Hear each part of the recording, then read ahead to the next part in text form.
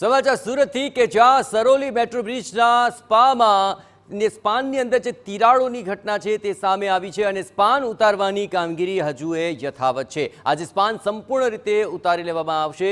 Police અને metro rail કોર્પોરેશનની team દ્વારા આ કામગીરી હાથ ધરવામાં આવી છે। આપ જોઈ રાખજો, સ્પાનને ઉતારવાની આ કામગીરી શરૂ થઈ ચૂકી છે। સ્પાનને ઉતારી લીધા બાદ ખામીને લઈને તપાસ પણ હાથ ધરાશે। સરોલી કડોદરા વચ્ચેનો એલિવેટેડ સ્પાનમાં મોટી આખરી તિરાડો બની ચૂકી હતી અને સારોલીથી કડોદરા તરફનો રસ્તો તેને કારણે બંધ કરવાની પણ ફરજ પડી છે। આ ઘટના અંગે વધુ વિગતે વાત કરવા જોડાઈ રહ્યા છે ટીવી9 સંવાદદાતા બલદેવ સુથાર। બલદેવ, સ્પાન ઉતારવાની કામગીરી કેટલા અંશે પહોંચી છે અને ક્યાં સુધીમાં આ કામગીરી આટોપી લેવાશે?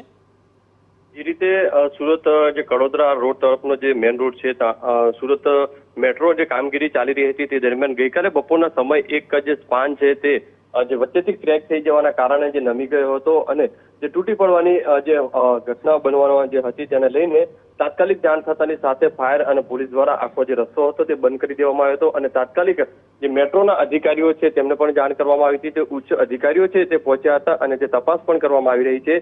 સાથે સાથે જે કડોદરાથી સુરત સિટી તરફ આવતો જે રોડ છે તે ડાયવર્ટ કરવામાં આવ્યો છે। સાથે સુરતથી કડોદરા તરફ જતોનો રોડ પણ ડાયવર્ટ કરવામાં આવ્યો છે। રાત્રિના સમયે આ જે કામગીરી હતી તે કરવાની હતી, પણ જે સેન્સિટિવ જે હોવાના કારણે જે સ્પાન છે તે ધીરે ધીરે ઉતારવા માટેની જે કામગીરી છે તે કરવામાં આવી રહી છે। હજુ પણ સાંજે 3 થી 4 વાગી શકે છે, કારણ કે સ્પાન ઉતારતી વખતે કારણ કે જે રીતે જોખમ ભર્યું હોવાના કારણે તેને ધીરે ધીરે ઉતારવાનું જે છે કામગીરી છે તે મેટ્રો દ્વારા કરવામાં આવી રહી છે। હજુ પણ બપોરનો સમય લાગી શકે છે, કારણ કે ધીરે ધીરે તે ઉતારવાની જે કામગીરી કરવામાં આવી રહી છે।